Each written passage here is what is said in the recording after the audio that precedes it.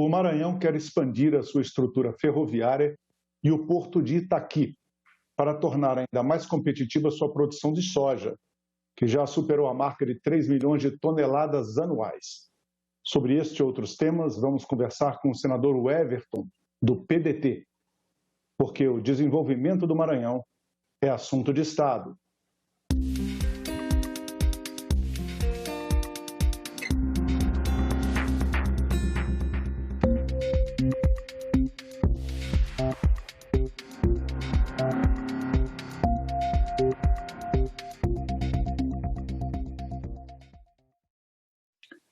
Senador Everton, muito obrigado pela sua presença no nosso programa.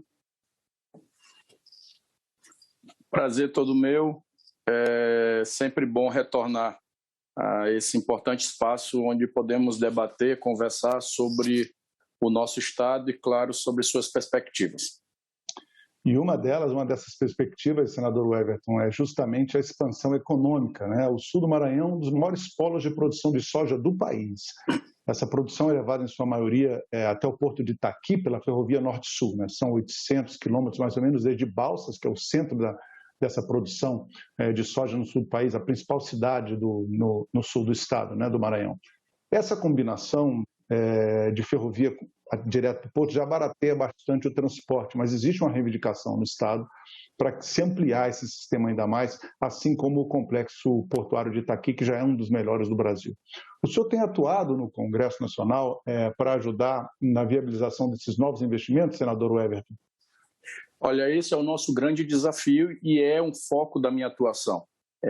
Mostrar para o Brasil que os investimentos que têm que ser feitos no Maranhão não são apenas para o estado do Maranhão, e sim para a economia brasileira. Se não, vejamos, a escoação do grão, ele hoje passa necessariamente pela infraestrutura do Maranhão. Como você bem falou, nós precisamos de ferrovias, precisamos de estradas. O Maranhão hoje ele é um dos eixos que ajudam a agregar toda essa cadeia de produção e de escoamento, que é a cadeia do Matopiba. Então, dentro do Matopiba, o Maranhão está incluído.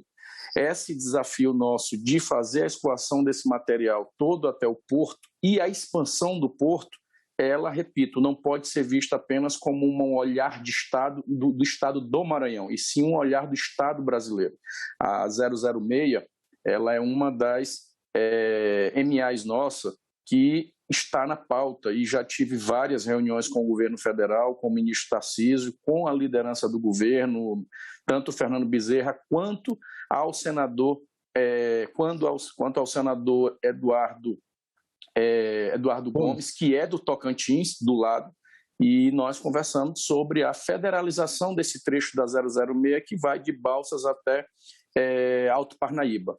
É uma estrada que ela é muito cara para ser feita, muito complicada para ser mantida, porque ali são centenas de carretas carregadas de grãos todos os dias para poder escoar essa produção e levar ela para os terminais. Então, nós precisamos, urgente, resolver o problema das estradas do Estado. Essa trecho da 006, o próprio ministro admite que é necessário federalizar ela. E segundo, lembrando que nós, apesar de passar toda essa riqueza, essa soja lá por cima do solo maranhense, muito pouco fica para o Estado, né? Até porque a Lei Candir, a gente sabe que ela precisa ser reorganizada. Esse dinheiro que vem para a União, ele não está voltando como compensação para o Estado, e a gente tem esse grande desafio, porque a União ela ainda trata como se estivesse fazendo favor, estivesse com o Pires na mão ali, espera o Estado ficar com o Pires na mão para poder pedir esse tipo de auxílio, esse tipo de apoio. Só para você ter uma ideia, além do Porto de Itaqui, tem um outro porto privado que há muito tempo ele já vem numa grande burocracia, com uma grande dificuldade, mas eles estão batalhando para tentar implantar. Esse porto tem parceria com uma empresa chinesa chamada CCCC, e um dos idealizadores faleceu, vítima de Covid, o Torres, né, da empresa Torres, W Torres, e eles estão fazendo esse estudo, esse trabalho para tentar abrir um novo porto lá no estado. Além desse, já há estudos e liberação para um porto em Alcântara. Então, assim, há quem diga que Alcântara é tão bom quanto o Porto do Itaqui. Ou seja, se nós tivermos essa confirmação, o que nós imaginamos para o futuro no Maranhão? Você tem ali o aeroporto de Alcântara, que atende a base. Lá é um aeroporto hoje extremamente militar, que atende a base de Alcântara, que recentemente nós aprovamos aqui no Congresso Nacional o acordo de salvaguarda tecnológica daquele espaço. Então, com esse acordo de salvaguarda tecnológica de Alcântara, com um aeroporto que nos dá essa preferência, porque você imagine só, bases estratégicas como a de Kourou, que eu tive a oportunidade de conhecer na Guiana Francesa, lá o aeroporto que dá apoio à base de Kourou é o aeroporto de Cayena, uma cidade que você passa mais ou menos 1 hora para fazer um deslocamento. Só que lá, quando você tem que levar uma peça espacial, uma peça de um foguete, que é tudo muito grande, é preciso toda uma logística rodoviária de interdição de pista na madrugada para poder fazer a travessia e levar esse material para a base. Aqui não, em Alcântara você desce no aeroporto e já está dentro da área militar. Então, com esse porto do Itaqui, nós podemos pensar esse porto, o aeroporto de Alcântara, como hoje já está acontecendo em Palmas e em outros lugares. Aeroportos militares também poderem ser aeroportos de carga.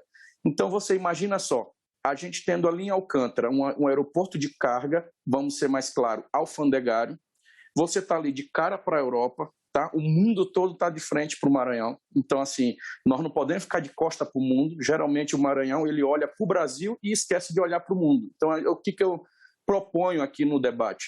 É a gente virar um pouquinho para o Brasil, mas dizer assim, esperem que nós estamos querendo trazer o desenvolvimento de fora, né? É lá que tem moeda valorizada, é lá que tem possibilidade de negócio para que a gente possa trazer para cá para o Maranhão e espalhar para o Brasil. Então, você tem a BR do Mar, de Alcântara, você com o mar e os rios que nós temos com navegabilidade, você tem condição de escoar toda essa logística.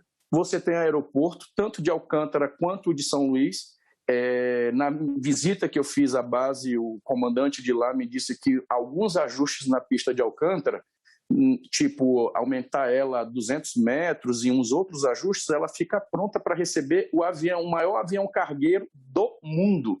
Ou seja, é uma logística impressionante, fantástica, que vai nos dar condição de a gente poder, além de baratear os fretes, também ajudar no desenvolvimento. Então, eu penso que esse aeroporto alfandegário que nós estamos debatendo, estamos começando a discutir aqui no Congresso, essa federalização da 006, e o fortalecimento e a expansão dos trabalhos do Porto Itaqui e outros portos que queiram se instalar da iniciativa privada, nós temos que acabar com esse preconceito, trazer eles para dentro, ajudar a fazer pactos de desenvolvimento e empresas grandes como a Vale, que hoje ela investe milhões ou bilhões em retorno do seu investimento ou da luta que ela, ou do trabalho que ela tem, da arrecadação que ela tem, mas que ainda precisa ser melhor pactuado, tipo a valorização da mão de obra local, a valorização das empresas locais, porque a Vale está em constante e permanente mão de obra, ela está atrás de mão de obra e geralmente vem de fora. Então é preciso que a gente possa fazer essa repactuação para que a gente possa colocar o Maranhão com todas essas possibilidades, não só na área do agronegócio, como também na industrialização, porque aí eu já vou para cá, uma coisa vai puxando a outra.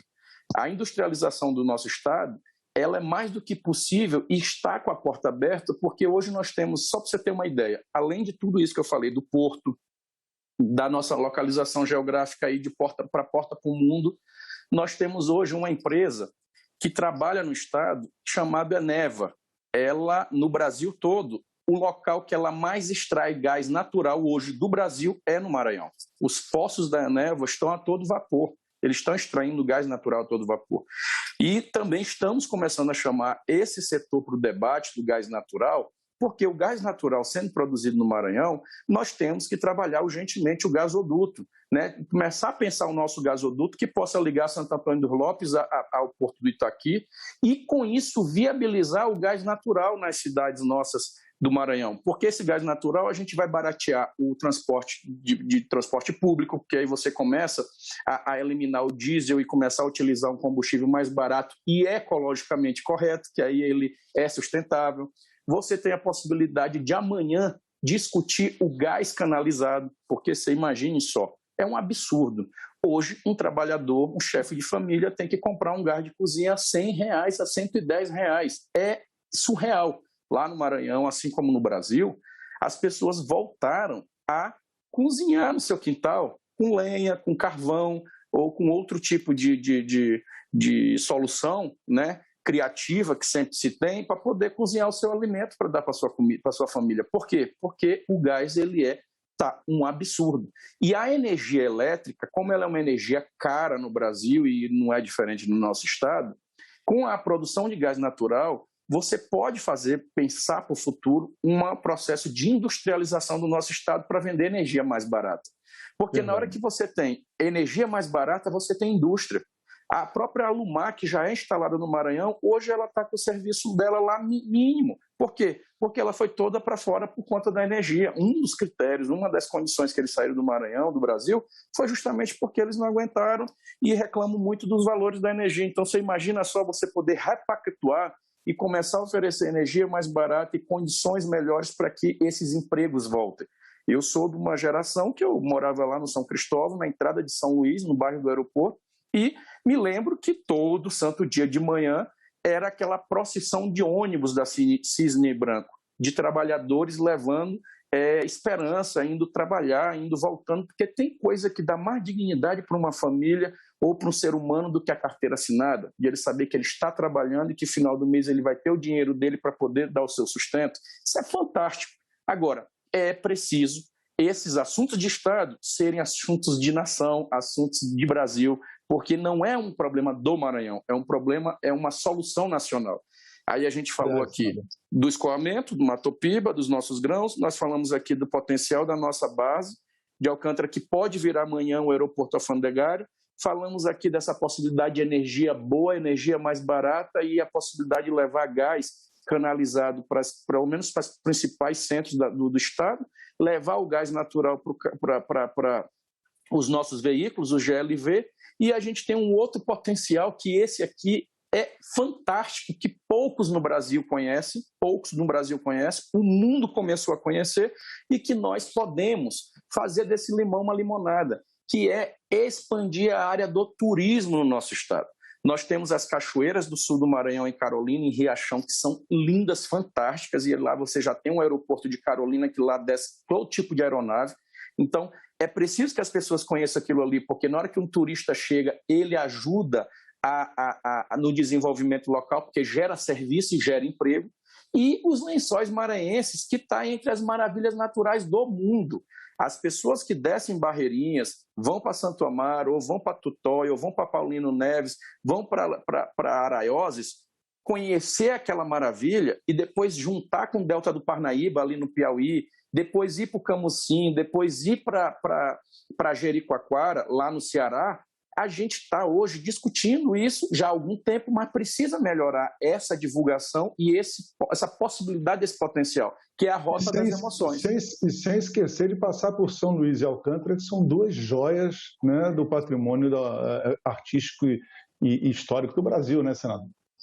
Nós temos hoje Alcântara, e aí quando você termina de fazer a rota das emoções dos lençóis maranhenses, e aí o turista que veio do Ceará, ele pode terminar em Barreirinhas e vai para São Luís. Aí lá em São Luís ele vai estar ali no nosso centro histórico, uma cidade maravilhosa chamada Ilha do Amor, que é São Luís, ela é apelidada como Ilha do Amor, e também nos tempos difíceis e nas lutas políticas é a Ilha Rebelde, que é a ilha que nunca se vendeu, nunca se rendeu, ela sempre resistiu a todos os tipos de opressões ou todo tipo de tentativas de imposições. Ela é muito autêntica, ela é muito altiva e isso fortalece aquele povo, aquela comunidade maravilhosa.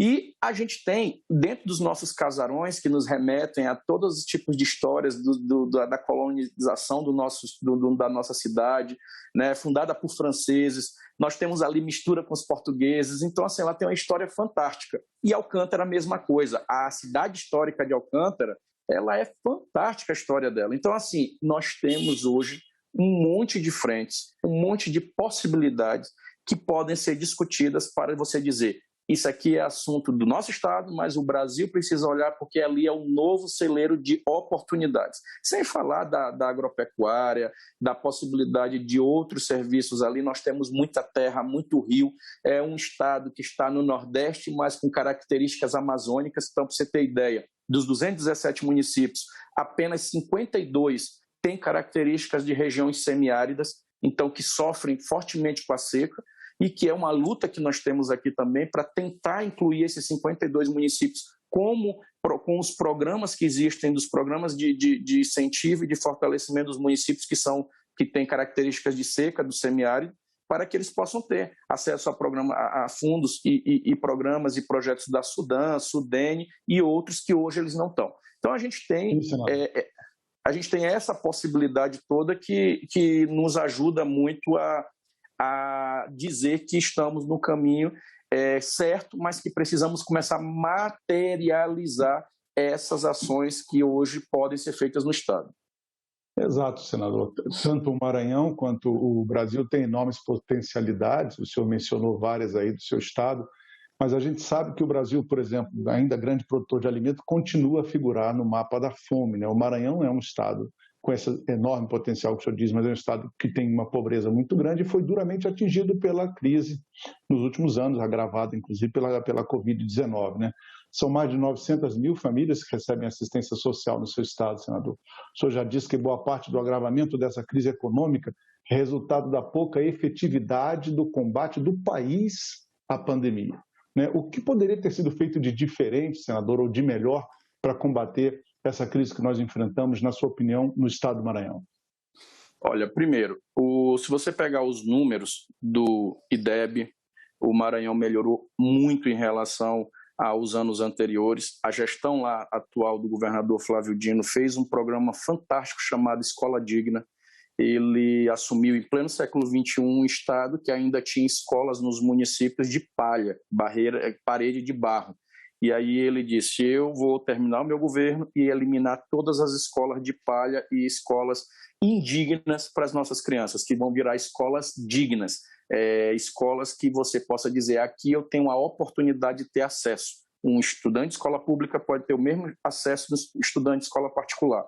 E essa política de valorização, que ela não é resultado, você não sente o resultado de imediato, porque a educação ela leva um tempo para você colher o que você está plantando. O Brizola já fazia isso há 50 anos atrás e a gente está começando a entender o porquê que nós, em vez de discutir construção de presídios, não construímos milhares de escolas em tempo integral no Brasil afora. Que a escola de tempo integral ela é um único ou o acesso mais barato de futuro, porque você consegue de verdade integrar desde a educação, com acesso ao esporte, à cultura, à arte, e integrar esse menino dentro de uma sociedade que possa ser olhada como justa, como fraterna, como igualitária. Hoje você pega o estado do Maranhão, com todos esses contrastes de dificuldade, de pobreza, é o estado que melhor paga um professor. O professor do Maranhão é mais bem pago que o professor de São Paulo, mais bem pago que o professor do Rio de Janeiro, mais bem pago que o professor de Brasília. Aqui em Brasília é o segundo do Brasil, mas o primeiro é no Maranhão. Então é preciso também lembrar esses potenciais e essas possibilidades para você dizer assim, o que poderia ser feito para a gente enfrentar? Além das muitas obras locais que existem, eu acho que não tem no Brasil nenhum governo que mais inaugura obra todo dia, não é uma, todo dia, do que o governo do Maranhão. Então, na hora que a União ela pudesse continuar, onde é que poderia melhorar e ajudar? Era ela não parar os programas e as ações. Você imagina só, você tem um programa do Minha Casa Minha Vida. O Minha Casa Minha Vida, não só urbano, mas como rural, a habitação do nosso produtor rural, é inacreditável você acabar com um programa desse que gera emprego lá rápido na ponta e gera circulação de dinheiro. A construção civil ela tem um potencial enorme para ajudar a tirar o município ou o estado da sua estagnação. Então, ali você, desde a obra que é contratada, você tem o serviço de mão de obra, você tem os serviços, você tem as empresas que fornecem os materiais, você tem toda uma cadeia do entorno que ajuda na economia local e ela aquece, ela ajuda muito. e hoje ela, infelizmente, perdeu esse protagonismo justamente porque se acabou com esses programas tão importantes que não era um programa do governo A ou B, não era um programa só do presidente Lula ou da presidente Dilma, era um programa que já era do povo brasileiro e que, infelizmente, ao Estado brasileiro, o atual governo acabou. Você pega investimentos concretos de dizer assim, olha, as empresas que não demitirem vão ter aqui mais apoio, como foi feito lá atrás, através do FAT e através de fundos que podem ajudar nesse desenvolvimento. Isso também ajudaria muito nesse combate a esse momento difícil. E aí, no momento de retração, além de o Estado brasileiro não dar a mão, não ir para cima para enfrentar, gerando oportunidade, ele acaba fazendo com que o pequeno ele fique mais conservador. Então, quem tem seu pequeno negocinho já vai demitindo, demite um, aí já enxuga a sua empresa, já está sem expectativa, sem perspectiva do que está vindo. E a outra coisa que podia ser feito concretamente era a gente parar com esse erro enorme de arrumar briga com países que podem ajudar no desenvolvimento do nosso país. Um exemplo desse é a China. Um absurdo, um parceiro comercial como a China, a gente ficar desafiando e ficar arrumando confusão com eles por bobagem ou por questões ideológicas. Não dá para você imaginar que tanto a China como vários outros países possam ter um bom olhar, podem continuar comprando, podem continuar ajudando o nosso país se a gente não se ajuda. Né? Para você ter ideia aqui, só para a pessoa que está me assistindo, cidadão principalmente brasileiro, mas maranhense. A China, ela consome, o cidadão chinês, ele consome 3 xícaras de café por dia.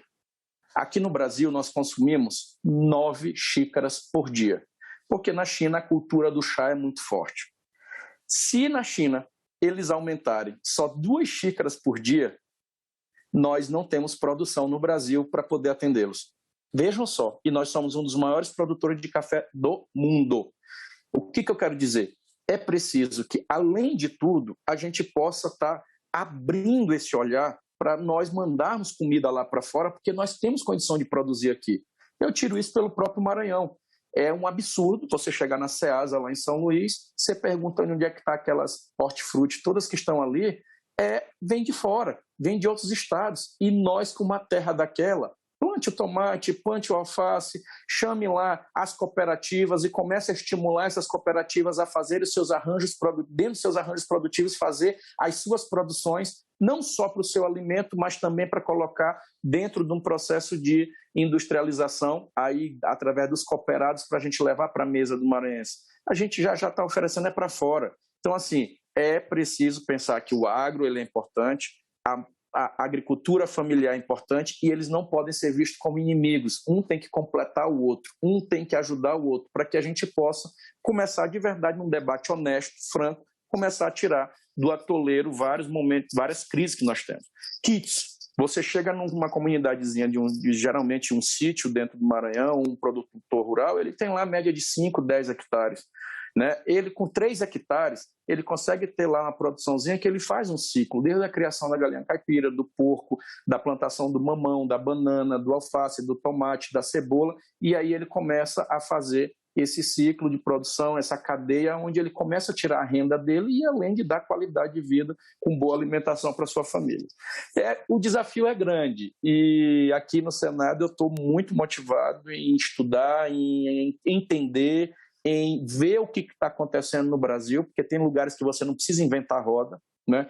Eu estou encantado com os exemplos de cooperativas que tem em Santa Catarina, né? E eles são muito bons nisso. Então, por que o Maranhão, que é o segundo maior litoral do Brasil, só perde para a Bahia, nós não conseguimos ainda ter uma indústria forte do pescado? Né? Um incentivo maior. O nosso camarão é maravilhoso. Você chega aqui em qualquer lugar do Brasil, se você for comer o camarão do Maranhão, ali vindo de Tutóia, de Araiosa, daquela região, você fica dizendo, meu Deus do céu, isso aqui é uma delícia, é muito bom. Então, assim, nós precisamos saber o que é esse potencial e como é que nós vamos fazer desse potencial isso virar prática e virar, acima de tudo, oportunidade para a nossa comunidade local, para ela poder começar a pensar já como ela é independente, como ela sendo um empreendedor, né? O próprio empreendedor, a próprio motivador, a própria locomotiva do seu negócio. Isso, senador. Senador, nós temos muitos assuntos para discutir ainda nesse programa, infelizmente nós só temos mais 2 minutos. Eu queria que o senhor, então, falasse para a gente um pouco de um projeto que o senhor está com todo carinho, perdão, que é o projeto do Hospital do Amor, senador. O Maranhão também luta para ganhar uma unidade desse hospital, que começou lá em Barretos, de São Paulo, e ele está sendo implantado em várias unidades. Há o projeto de implantar em vários estados do Nordeste, Alagoas, por exemplo, Sergipe, né? Como é que está o projeto de implantação do Hospital do Amor no Maranhão? 2 minutos.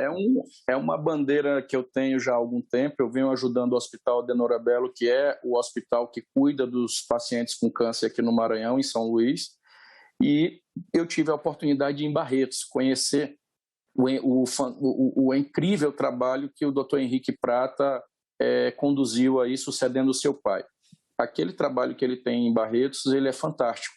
E eu disse, Deus vai me permitir eu trazer um hospital desse para o Maranhão. Um hospital dia que vai para fazer essa prevenção e começar a fazer esse trabalho. E conseguimos viabilizar os recursos e conseguimos essa parceria com o Dr. Henrique Prata e com o Hospital de Amor, que é a Fundação Pio XII. Então, a obra já está em todo vapor, Imperatriz do Maranhão, que é a minha terra natal, e eu disse, olha, a primeira cidade vai ser Imperatriz, é a segunda maior do Maranhão e tem uma importância estratégica enorme para todo o nosso estado. Então, esse hospital vai ser inaugurado este ano ainda, a previsão no mês de outubro, e ele vai ter 2 carretas. Essas carretas fazem exame do colo de útero e exame da mama. Então, ela vai rodar os municípios do Maranhão para fazer essa prevenção, para identificar, fazer essa radiografia das nossas mulheres. A Organização Mundial da Saúde diz que em 2030, a cada 2 mortes no mundo, infelizmente uma é do câncer, vai ser do câncer. Então, quanto mais nós prevenirmos, mais a gente levar para as mães pobres, para as mulheres do nosso interior e da cidade, acesso, né, à consulta, mais chance de vida ela vai ter, mais oportunidade de cura ela vai ter. Então eu estou assim, muito motivado e todo dia eu ligo para lá, pergunto como é que está, por que hoje a obra foi mais devagar, por que demora. Eu tenho assim, sido um fiscal dela de perto, porque eu tenho certeza que esse hospital vai ajudar a fazer história no Maranhão, assim como o Adenor Abelo já faz. Senador Everton, muito obrigado pela sua presença no nosso programa. Eu agradeço também a você que nos acompanhou até agora, lembrando que esse programa já está disponível para você baixar ou compartilhar no nosso site, senado.leg.br/TV, pelo nosso canal do YouTube ou em podcast nas principais plataformas de áudio. Obrigado pela sua companhia e até o próximo assunto de Estado.